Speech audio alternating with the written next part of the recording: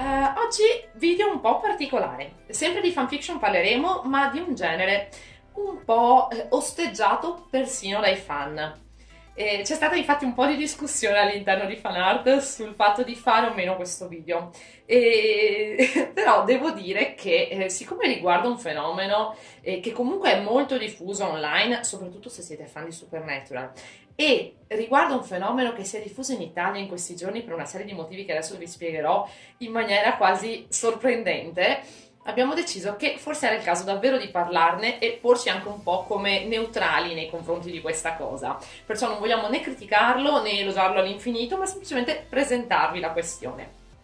Ora, per spiegarvi di cosa parleremo, faccio un salto un po' indietro per descrivervi le ultime 2 settimane. Non so se quest'anno avete avuto modo di seguire il Festival di Sanremo. So che molti di voi lo criticano, anch'io in realtà l'ho boicottato per anni e anni, anche se una volta mi piaceva molto.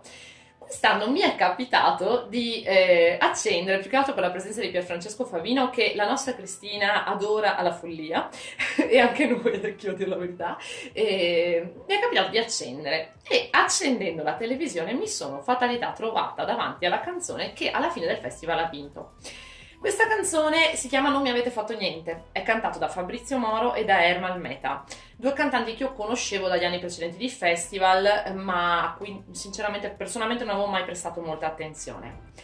Io li ho visti sullo schermo cantare e nel momento in cui cantavano ho guardato e ho detto: santo cielo, nascerà un fandom da questa cosa. Ed ovviamente avevamo ragione, nel senso che anche solo a guardarli esteticamente hanno tutte le caratteristiche per far nascere un cosiddetto pairing, di cui abbiamo parlato nelle scorse settimane, perché proprio esteticamente si abbinano molto e il modo di interagire, le cose che sono successe nei giorni successivi, hanno effettivamente cementato il fatto, la nostra consapevolezza che qualcosa sarebbe successo. Ed è successo il Metamoro, appunto il pairing fra Fabrizio Moro e Ermal Meta. Che cosa succede? Che cosa succede a livello di Metamoro?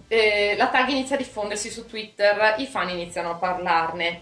Nel secondo giorno di festival la canzone Non mi avete fatto niente viene addirittura sospesa perché pare ci siano delle accuse di plagio che poi vengono sventate, non è il termine giusto ma va bene, avete capito?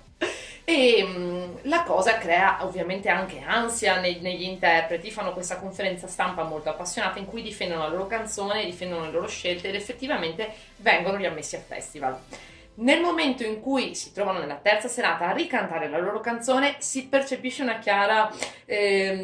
entusiasmo nel poter essere di nuovo là. E la scena finisce con questo momento bellissimo in cui Ermal Meta abbraccia Fabrizio Moro quasi a dire: ok, siamo ancora qua, ce l'abbiamo fatta, non ci avete fatto niente. La cosa si prosegue nelle 2 serate successive con questi momenti di estrema coccolosità fra i due personaggi, termine tecnico, e io più vedevo queste scene più dicevo: cielo, nascerà un fandom, nascerà un fandom. Il mio unico dubbio era che siamo in Italia, cioè se questa cosa l'avessimo vista, non lo so, in un telefilm qualsiasi, sarebbe partito un universo di storie, fanart, post su Tumblr. Quindi il mio unico dubbio che rimaneva era: ok, sì, la gente parlerà di questa cosa, però ahimè rimarrà tutto bloccato là. I due vincono. Terza serata bellissimo, c'è di nuovo questo meraviglioso abbraccio fra i due e in quello io finalmente vado a frugare Tumblr per vedere cosa sta succedendo e mi rendo conto che mi ero sbagliata, nel senso il fandom c'era, ma il fandom era attivo, il fandom aveva iniziato a postare post su Tumblr, GIF set, nei giorni successivi fanart e soprattutto erano iniziate ad apparire le prime fanfiction. Questa cosa io davvero la trovo non sorprendente perché è una dinamica normale quando si verificano nuovi fandom. L'avevamo previsto con i Magnifici 7 e anche in altre situazioni. Tutti noi siamo un po' consapevoli che certe cose possono svilupparsi, però non ti aspetti mai che anche nel piccolo mondo dei fan italiani, perché alla fine siamo molto pochi, possano prodursi dei fenomeni così consistenti. E infatti ad oggi ci sono già una ventina di fanfiction sulla Metamoro e sorprendentemente, perché non è detto che avvenga sempre così, sono anche fanfiction scritte davvero bene, alcune più romantiche, alcune più dure, alcune più simpatiche, però hanno davvero un'ottima qualità. Di questo ci vogliamo anche congratulare moltissimo quei fan italiani, perché davvero ci ha sorpreso, non perché non sapevamo che siete bravi, ma perché non ci aspettavamo che effettivamente la cosa partisse in maniera concreta.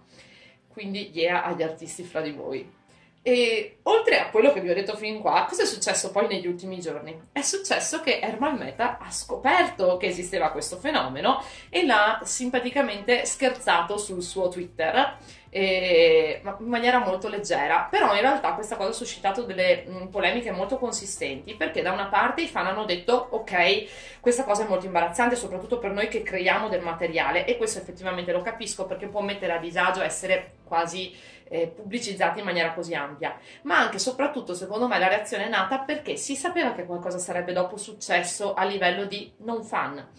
E infatti ci sono state delle reazioni molto contrastanti a livello di non fan sul fatto che fosse emersa questo pairing, che i fan sanno essere una cosa fittizia, ma che i giornalisti hanno, forse apposta per far parlare un po' di più della cosa, preso come una cosa vera. E quindi hanno iniziato a uscire articoli sul fatto che Ermal Meta aveva dichiarato in realtà di non avere una relazione amorosa con Fabrizio Moro, e al punto che Ermal Meta ha dovuto ribadire, signori, sì, io non, in realtà non ci sarebbe niente di cui vergognarsi, ma a me piacciono le donne, a Fabrizio Moro piacciono le donne, se dovessi cambiare opinione vi farò sapere, in un messaggio che io ho applaudito proprio così alla grande, perché c'è tanta stima. E i fan sono però usciti da questa cosa un pochino toccati, e io posso sinceramente capirlo, perché il fatto che dei giornalisti giochino un po', con tutto rispetto per la categoria ovviamente, ma giochino su questa finta notizia facendola passare volontariamente o no, ingenuamente o meno, come una cosa vera, denota che forse hanno davvero capito poco di che cos'è il mondo dei fan, perché noi che lo vediamo da dentro siamo tutti consapevoli che non c'è una relazione sentimentale fra i due personaggi, però il fan ama immaginare, e in un certo senso in questo rende le persone reali di Ermal Meta e Fabrizio Moro dei personaggi quasi fittizi che rielabora nelle proprie storie, nelle proprie fan art, basandosi ovviamente però su elementi veri della loro vita, situazioni vere che abbiamo incontrato. Perché tutta questa premessa? Perché esiste un genere molto particolare di fanfiction, e appunto molto osteggiato all'interno dei fan stessi, che si chiama RPF, Real Person Fix. Sono appunto fanfiction dedicate a persone realmente esistenti. Attori, sportivi, molto frequente nel mondo del calcio ad esempio, cantanti, chi più ne ha più ne metta. Se guardate, non so, la tag dedicata agli Eurovision, troverete fanfiction basate sugli Eurovision che parlano di persone vere. Citavo prima Supernatural perché in realtà le real person fic sono un ambito estremamente ampio all'interno del fandom di Supernatural, con la J2, ovvero la relazione fittizia fra Jensen Ackles e Jared Padalecki, ma anche con la Cockles, che è amplissima è amplissimo come fandom, e che riguarda Misha Collins e Jensen Ackles, quindi Castiel, gli attori che interpretano Castiel e Dean Winchester. Allora, queste fanfiction appunto si basano su cose che succedono davvero, su una particolare intensità di rapporto che hanno i personaggi, su certi dialoghi a cui i fan assistono magari durante le convention, o le scene, gli extra, i bloopers che ci sono rispetto, non so, al telefilm, o le interviste che vengono fatte nel caso di personaggi famosi come capita a Ermal Meta e Fabrizio Moro. Quindi si basano su cose che vengono realmente dette o fatti che realmente succedono, per poi rielaborarli ed inventare delle storie. Quindi non c'è più l'ispirazione di un prodotto di fiction come un libro o un film, ma c'è vita vera che ispira fanfiction. Nel caso di Ermal Meta e Fabrizio Moro, ovviamente gli elementi principali che sono stati presi in esame quali sono? Il passato dei due cantanti, io non approfondirò qua, però è un passato ovviamente che li ha toccati molto, e in particolare per Ermal Meta viene molto inserito all'interno delle fanfiction, sempre nel massimo rispetto, almeno a mia percezione, di quello che è la storia vera del cantante, del cantautore. vengono ripresi alcuni soprannomi che si sono detti a vicenda, non so, il Fabri che urla Ermal Meta per chiamare Fabrizio Moro, o recentemente Cespuglietto, mi sembra che fosse emerso, l'ho trovato in una fanfiction molto molto carina che ho letto ieri, che è il modo in cui Fabrizio Moro ha chiamato Ermal Meta in un'altra intervista. Vengono ovviamente riprese le cose che sono successe a Sanremo, anzi quella è la priorità, il fatto che la canzone venga, loro due vengano sospesi dal festival, il fatto che a un certo punto possano rientrare, il fatto che abbiano vinto e i numerosi gesti intimi che scambiano nel corso delle varie serate di festival. Quindi diciamo che proprio questi aspetti qua di Sanremo sono un po' la base portante delle fanfiction che sono state sviluppate su questo pairing. L'art comfort è presente in quasi tutte le fanfiction. Noi ne abbiamo già parlato nei mesi scorsi, sappiamo che è questo momento in cui succedono delle situazioni di sofferenza fisica o psicologica che vengono mostrate però non per descrivere la sofferenza stessa, ma per mostrare le reazioni di conforto che vengono messe in atto da un altro personaggio coinvolto nella storia. Questo art comfort è ovviamente presente nelle fanfiction proprio sulla base della potenziale esclusione che i due avevano rischiato nel corso del Festival di Sanremo. Esclusione che era totalmente ingiustificata e che appunto i due hanno un po' commentato in maniera molto vigorosa nel corso delle conferenze stampa.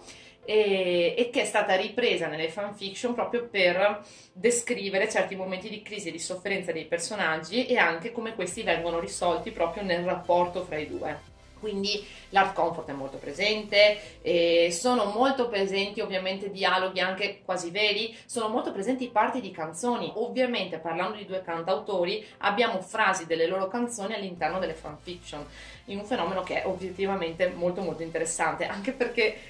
personalmente appunto io non avevo una conoscenza pregressa di tutta la carriera dei due cantautori. Ho letto prima le fanfiction e poi sono andata ad ascoltarmi alcune canzoni e ritrovando alcune frasi delle fanfiction nelle canzoni, non so, è stato piacevole dal mio punto di vista proprio per l'attaccamento che ho nei confronti dei fan e che, non so, l'ho sentito presente dopo in questo collegamento fra lavoro narrativo inventato dai fan e quello che effettivamente esiste nella realtà. Quindi ecco, volevo solo presentarvi la situazione. Non taggerò, promesso, Fabrizio Moro e Ermal Meta in questo video, taggerò Meta Moro, ma se andranno a cercare questa tag inevitabilmente dovranno fare i conti col fatto che li stiamo shippando moltissimo. Però ci tenevo a parlarne, vi dico, noi so che ci attireremo forse un po' di ire per questo video, però il nostro scopo non è quello né di criticare il fenomeno delle real person fic, né di mostrarci immensamente favorevoli a questa cosa, ma di parlare di un fenomeno che esiste e ignorarlo non avrebbe senso. Chiudere gli occhi su certe dinamiche che si creano nella fan culture, nei fandom studies, non avrebbe tanto senso. Esistono, è giusto parlarne. Quello che ci tengo a sottolineare è che nel rispetto delle persone vere, degli attori di cui si scrive, dei cantanti, degli sportivi di cui si racconta una fanfiction, quello che noi troviamo all'interno della fanfiction non è in realtà la persona vera, ma è un personaggio che si ispira a una persona vera. Ovvio, il nome è lo stesso, i fatti di vita Mari sono gli stessi, però c'è sempre qualcosa dell'autore, un'interpretazione dell'autore di fanfiction che fa sì che quello che esce alla fine di quella storia non è davvero Ermal Meta, non è davvero Fabrizio Moro, che noi neanche conosciamo, quindi in realtà non abbiamo la minima idea di come si comportano, di com'è realmente la loro vita, di che cosa fanno al di là delle canzoni, per quanto uno possa seguire le interviste. Quello che noi troviamo nella fanfiction è semplicemente un personaggio che è qualcosa di più, in un certo senso è qualcosa di diverso rispetto alla persona reale che ne ispira le gesta, ecco, le gesta e il comportamento. Detto ciò, noi auguriamo ai Meta Moro di vincere all'Eurovision, siamo tutti con voi, no, sul serio, noi stiamo tutti sperando che vinciate perché siete la coppia più bella di tutto l'Eurovision e con la canzone più significativa, perché noi non abbiamo detto questo, ma la canzone è molto significativa dal punto di vista del testo e di quello che vuole trasmettere, quindi e auguriamo il meglio, anche perché vogliamo davvero, davvero poter partecipare all'Eurovision nel 2019, che sarebbe in Italia se loro vincessero. Quindi chiunque fra voi abbia degli amici che vivono in altri paesi, ricordategli di votare per l'Italia agli Eurovision. Se avete amici che vivono a San Marino, anche se probabilmente si rifiuteranno di votare per l'Italia, non si capisce per quale motivo, comunque cercate di convincerli, perché noi italiani non possiamo votare per noi stessi, però ogni altro paese può farlo, quindi ecco, votate Italia, votate Metamoro. E grazie a tutti per averci seguito. Va bene, con questo tono di voce ero inquietante, ma non importa. Mi raccomando, visitate il sito www.fana3.com, lasciateci un commento sui social e soprattutto fateci sapere, vi prego, senza insulti e senza hate, che cosa ne pensate delle real person fic e delle cose che nascono da persone reali, e i fandom che nascono da persone reali. Quindi attendiamo i vostri commenti, siamo davvero curiosi di raccogliere un po' di materiale in merito, e chissà che magari più avanti con Fanart non facciamo proprio un articolo, magari sentendo anche qualcuno di voi, per farci capire da che cosa è nato questo vostro interesse. E basta, buona giornata e saluti a tutti, ciao!